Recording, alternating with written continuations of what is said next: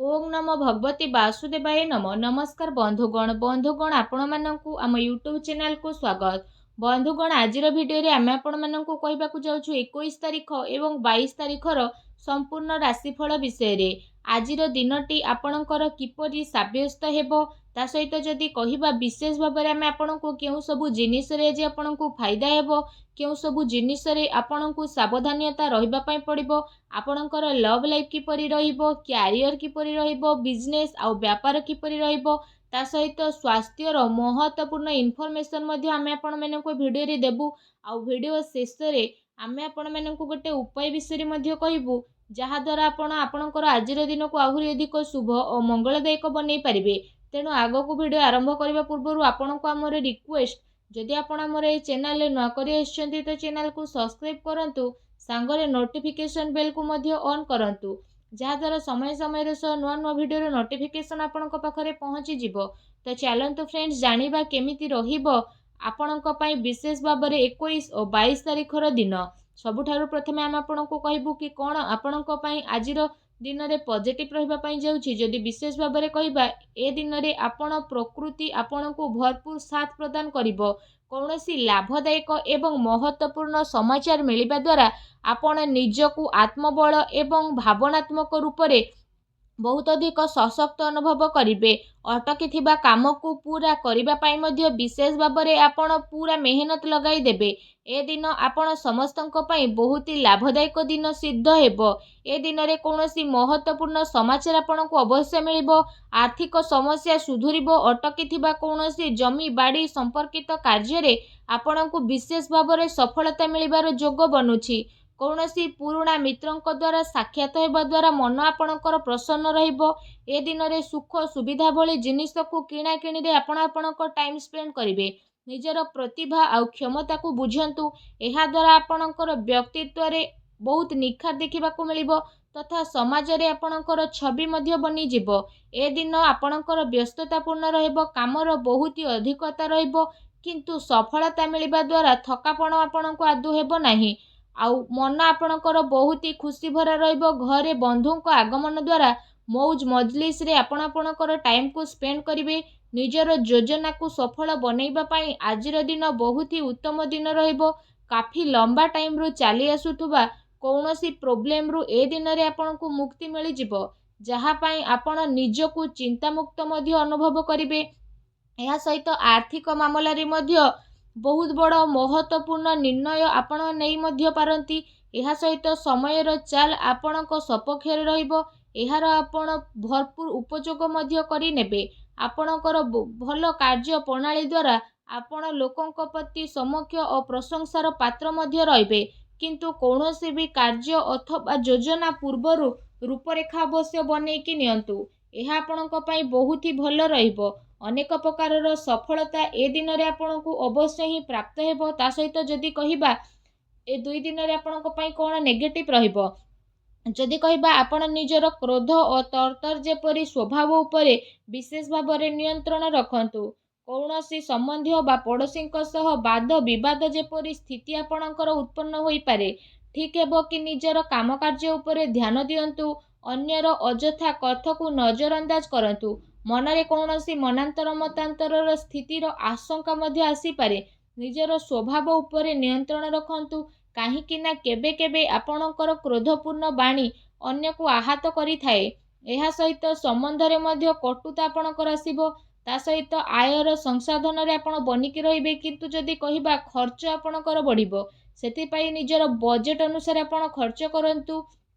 किछि अस्वस्थता मध्य अनुभव करिवे किंतु आपणकर कॉन्फिडेंस आपणको आगो को बनेकी नेबो। एहा सहित जदि विशेष भाव में कहिबा अन्य कारणरू कौनसी प्रकार धनहानि मध्य आपणकर होई पारे। भाई भौणी सह निजर संबंध को आपण खराब हेबा को दियंतु नाही। एहा द्वारा अकारण रे ही चिंता आपणकर उत्पन्न हेबो। कौनसी प्रतिद्वंदींकर भावना कारणरू विशेष भाव में आपणक पई किछि नकारात्मक वातावरण उत्पन्न हेबो एवं किछि कथावार्ता को नहीं लड़ाई झगड़ा मध्य आपणकर हेबो किंतु टिके सावधानता आपणको प्रॉब्लम रु मुक्त रखी देबो। घरर बड़ वृद्धंकर अवहेला आदु करंतु नाही कारण केबे केबे भूल बुझामणा ओळस्वामी द्वारा आपणकर बनुथुबा कार्य रे विघ्न आसी पारे। ଏହା ସହିତ ଆପଣ ନିଜର ବିଚାରରେ ମଧ୍ୟ ଲଚିଲାପଣ ରଖାନ୍ତୁ। ଏହା ଆପଣଙ୍କ ପାଇଁ ବହୁତ ଭଲ ରହିବ। ଆସନ୍ତୁ ଜାଣିବା ଏ ଦିନରେ ଆପଣଙ୍କର ଲଭ୍ ଲାଇଫ୍ କିପରି ରହିବ। ବିବାହିତ ଜୀବନରେ ସାମଞ୍ଜସ୍ୟ ଆପଣଙ୍କର ରହିବ। ମନୋରଞ୍ଜନ ସମ୍ବନ୍ଧିତ କାର୍ଯ୍ୟରେ ଆପଣ ଆପଣଙ୍କ ସମୟ ବ୍ୟତୀତ କରିବା ସହିତ ପରିବାରରେ ହାସ ପରିହାସରେ ଖୁସିର ମାହୋଲ ଦେଖିବାକୁ ମିଳିବ। ପାରିବାରିକ ବାତାବରଣ ଆପଣଙ୍କର ସୁଖଦପୂର୍ଣ୍ଣ ରହିବ। ପ୍ରେମ ସମ୍ବନ୍ଧରେ ବି ଯଦି କହିବା ପ୍ରଗାଢ଼ତା ଦେଖିବାକୁ ମିଳିବ। ରୋମାଣ୍ଟିକ ମାହୋଲ ରହିବ। ନିକଟ ସମ୍ବନ୍ଧରେ ଯଦି କହିବା ଆପଣ ଯିବାର ପ୍ରୋଗ୍ରାମ ମଧ୍ୟ ବନେଇ ପାରନ୍ତି। କାଫି ସମୟ ପରେ ଘରୁ ବାହାରକୁ ବାହାରିବା ଆଉ ଲୋକଙ୍କ ସହ ମିଳାମିଶା କରିବା ଖୁସି ଆପଣଙ୍କୁ ବିଶେଷ ଭାବରେ ପ୍ରଦାନ କରିବ। ପାରିବାରିକ ବାତାବରଣ ଖୁସି ଭରା ରହିବ। ଘରର ସବୁ ସଦସ୍ୟମାନେ ଜଣେ ଆଉ ଜଣଙ୍କ ସହ ନିଜର ଟାଇମକୁ ସ୍ପେଣ୍ଡ କରିବେ। ବାହାର ସମ୍ବନ୍ଧରେ ସାବଧାନ ହୁଅନ୍ତୁ। ଏହାଦ୍ୱାରା ଆପଣଙ୍କର ମାନହାନି ହେବାର ସମ୍ଭାବନା ରହିଛି। ପରିବାରର ବ୍ୟକ୍ତିମାନେ ଆପଣଙ୍କୁ ନାରାଜ ମଧ୍ୟ ହୋଇପାରନ୍ତି, କାରଣ କାମର ବ୍ୟସ୍ତତା କାରଣରୁ ଆପଣ ପରିବାରକୁ ଟାଇମ୍ ଦେଇପାରିବେ ନାହିଁ। ସେଥିପାଇଁ ସେସବୁ ପାଇଁ ଟାଇମ୍ ଆପଣ ବାହାର କରିକି ଅବଶ୍ୟ ହିଁ ରଖନ୍ତୁ। ବିବାହିକ ସମ୍ବନ୍ଧରେ କିଛି ସମୟରୁ ଚାଲି ଆସୁଥିବା ଚିନ୍ତାକୁ ଏକା ସାଙ୍ଗରେ ବସିକି ସୁଲଝେଇବାରେ ସଫଳତା ମିଳିବ। ଆଉ ଘରର ବାତାବରଣ ସେସବୁକୁ ସୁଖଦ ଆଉ ମଧୁରପୂର୍ଣ୍ଣ ମଧ୍ୟ ରହିବ। ଆସନ୍ତୁ ଜାଣିବା ଏ ଦିନରେ ଆପଣଙ୍କ ବ୍ୟବସାୟ କ୍ୟାରିୟର କିପରି ରହିବ। ଏ 2 ଦିନରେ ବ୍ୟବସାୟରେ ପ୍ରଡକ୍ସନ ସମ୍ବନ୍ଧିତ କାର୍ଯ୍ୟରେ କମି ଆସିବା କାରଣରୁ ଚିନ୍ତା ରହିପାରେ, କିନ୍ତୁ ଯଦି କହିବା ଆପଣଙ୍କର କେତେ ସାରା କାର୍ଯ୍ୟରେ ଆର୍ଥିକ ସ୍ଥିତି ଆପଣଙ୍କର ମଜବୁତ ରହିବ। ସେଥିପାଇଁ ଚିନ୍ତା କରିବାର ଆଦୌ ବି ଆବଶ୍ୟକତା ନାହିଁ। କୌଣସି ଉଚ୍ଚ ଅଧିକାରୀଙ୍କର ସହଯୋଗ ଆପଣଙ୍କୁ କାର୍ଯ୍ୟରେ ମନ ମୁତାବକ ସଫଳତା ପ୍ରଦାନ କରିବ। ଏହା ସହିତ କୌଣସି ବଡ଼ ଅର୍ଡର ମିଳିବାର ଆପଣଙ୍କ ପାଇଁ ସମ୍ଭାବନା ବନୁଛି। ସରକାରୀ ସେବାୟତ ବ୍ୟକ୍ତିଙ୍କ ଉପରେ ମଧ୍ୟ କାମର ଅଧିକ ବୋଝ ମଧ୍ୟ ରହିବ। ତା ସହିତ କାର୍ଯ୍ୟକ୍ଷେତ୍ରରେ କୌଣସି ବି ନିର୍ଣ୍ଣୟ ଆପଣ ଏକା ଆଦୌ ନିଅନ୍ତୁ ନାହିଁ। ଟିମ୍ ୱାର୍କ ବନେଇକି ଆପଣ କାମ କରନ୍ତୁ। ଏହାଦ୍ୱାରା ବ୍ୟବସ୍ଥା ଆପଣଙ୍କର ଉତ୍ତମ ରହିବ। ଆର୍ଥିକ ମାମଲାରେ କାହା ଉପରେ ଅଧିକ ଭରସା କରନ୍ତୁ ନାହିଁ, ନା କୌଣସି ପ୍ରକାରର ସମଝୋତା କରିବେ। ଫ୍ରେଣ୍ଡସ୍, ବ୍ୟବସାୟିକ କ୍ଷେତ୍ରରେ ଆପଣଙ୍କୁ ଆପଣଙ୍କର ପରିଶ୍ରମର ଅନୁରୂପ ବହୁତ ଭଲ ପରିଣାମ ମଧ୍ୟ ହାସିଲ ହେବ। ଏ ଦିନରେ ଆପଣଙ୍କୁ ଆପଣଙ୍କ ଭାଗ୍ୟର ଅଧିକ ସହଯୋଗ ମିଳିବ। ଚାକିରି କରୁଥିବା ବ୍ୟକ୍ତିମାନେ କୌଣସି ସରକାରୀ ମାମଲାରେ ଫସି ପାରନ୍ତି, ତେଣୁ ଆପଣ ସାବଧାନ ରୁହନ୍ତୁ। ବ୍ୟବସାୟିକ ପରିସ୍ଥିତି ଏ ଦିନରେ ଆପଣଙ୍କର ଅନୁକୂଳ ରହିବ। ନିଜର ପୁରା ଧ୍ୟାନ ବିଜନେସ୍ ଉପରେ କେନ୍ଦ୍ରିତ କରନ୍ତୁ। କୌଣସି ମନାନ୍ତର ମତାନ୍ତରର ସ୍ଥିତି ବନୁଛି। ବ୍ୟବସାୟିକ ଗତିବିଧି ସମ୍ବନ୍ଧିତ ଯୋଜନା କୌଣସି ବାହାରୀ ବ୍ୟକ୍ତିଙ୍କ ସହ ଆପଣ ସେୟାର କରନ୍ତୁ ନାହିଁ।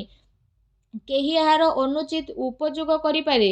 ଆଉ ଅର୍ଡର ସମ୍ବନ୍ଧିତ ସବୁ କାର୍ଯ୍ୟରେ ପକ୍କା ଦିଲର ଆପଣ ଉପଯୋଗ କରନ୍ତୁ। ଚାକିରି କରୁଥିବା ବ୍ୟକ୍ତିବିଶେଷଙ୍କ ପାଇଁ ଏ ଦିନ ବହୁତ ଲାଭଦାୟକ ଦିନ ସିଦ୍ଧ ହେବ। ତା ସହିତ ଚାକିରି ସମ୍ବନ୍ଧିତ ଏ ଦିନରେ ଆପଣଙ୍କୁ ବହୁତ ଭଲ ଖୁସି ଖବର ଅବଶ୍ୟ ହିଁ ପ୍ରାପ୍ତ ହେବ, ଯାହାଦ୍ୱାରା ଆପଣଙ୍କୁ କାଫି ଖୁସିର ମଧ୍ୟ ଅନୁଭବ ହେବ। ଆସନ୍ତୁ ଜାଣିବା ଏ ଦିନରେ ଆପଣଙ୍କର ସ୍ୱାସ୍ଥ୍ୟ କିପରି ରହିବ। ଗ୍ୟାସ୍ ଏବଂ ଏସିଡିଟିରେ ଆପଣ ପ୍ରୋବ୍ଲେମରେ ରହିବେ। ଖାଦ୍ୟପେୟରେ ସଂଯମତା ରଖନ୍ତୁ। ବ୍ୟବସ୍ଥିତ ଦିନଚର୍ଯ୍ୟା ରଖିବାର ଆପଣଙ୍କର ଅତି ଆବଶ୍ୟକତା ରହିଛି। ସ୍ୱାସ୍ଥ୍ୟ ମୌସୁମୀ ବେମାରୀ କାରଣରୁ ଥକାପଣ ଆପଣଙ୍କୁ ଅନୁଭବ ହେବ ଏବଂ ଚିନ୍ତାରେ ରହିବେ। ନିଜର ଇମ୍ୟୁନି ସିଷ୍ଟମକୁ ଷ୍ଟ୍ରଙ୍ଗ ରଖନ୍ତୁ। ତା ସହିତ ନିଜ ସ୍ୱାସ୍ଥ୍ୟକୁ ଆହୁରି ଅଧିକ ଭଲ ରଖିବା ପାଇଁ ଆପଣ ପ୍ରତ୍ୟେକ ଦିନ ଯୋଗ କରନ୍ତୁ, ବ୍ୟାୟାମ କରନ୍ତୁ, ସୁସ୍ଥ ରୁହନ୍ତୁ। ଆସନ୍ତୁ ଜାଣିବା ଏ ଦିନରେ ଆପଣଙ୍କ ପାଇଁ କ'ଣ ବିଶେଷ ଉପାୟ ରହିଛି।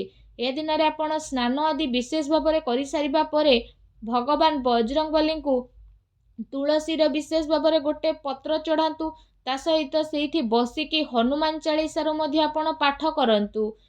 ଏହା କରିବା ଦ୍ୱାରା ମଧ୍ୟ ଆପଣଙ୍କ ସମୟ ବହୁତ ଖୁସି ଭରା ରହିବ। ତା ସହିତ ଏପରି କରିବା ଦ୍ୱାରା ହିଁ ଭଗବାନ ବଜରଙ୍ଗବଲୀ ବହୁତ ଶୀଘ୍ର ପ୍ରସନ୍ନ ହେବେ ଏବଂ ଆପଣଙ୍କର ସମସ୍ତ କଷ୍ଟକୁ ମଧ୍ୟ ଦୂର କରିବେ। ଆଉ ଯାହା ବି ଆପଣଙ୍କ ଜୀବନରେ ପ୍ରୋବ୍ଲେମ ଚାଲୁଛି, ସବୁ ପ୍ରୋବ୍ଲେମର ଅନ୍ତ କରିବେ ଆଉ ଆପଣଙ୍କୁ ଶୀଘ୍ର ହିଁ ଶୁଭ ଫଳର ପ୍ରାପ୍ତି କରିବେ। ଆଉ ଆପଣଙ୍କର ସମସ୍ତ ମନୋକାମନା ମଧ୍ୟ ଭଗବାନ ବଜରଙ୍ଗବଲୀ ଅବଶ୍ୟ ହିଁ ପୂରଣ କରିବେ। ଭଗବାନ ବଜରଙ୍ଗବଲୀଙ୍କ ଆଶୀର୍ବାଦ ଆପଣଙ୍କୁ ପ୍ରାପ୍ତ ହେଉ। ସଚ୍ଚା ଦିଲରେ କମେଣ୍ଟ ବକ୍ସରେ ଜୟ ବଜରଙ୍ଗବଲୀ ବୋଲି ଅବଶ୍ୟ ଲେଖନ୍ତୁ। ଭିଡ଼ିଓକୁ ଲାଇକ୍ କରିବା ପାଇଁ ଆଦୌ ବି ଭୁଲନ୍ତୁ ନାହିଁ। ଧନ୍ୟବାଦ।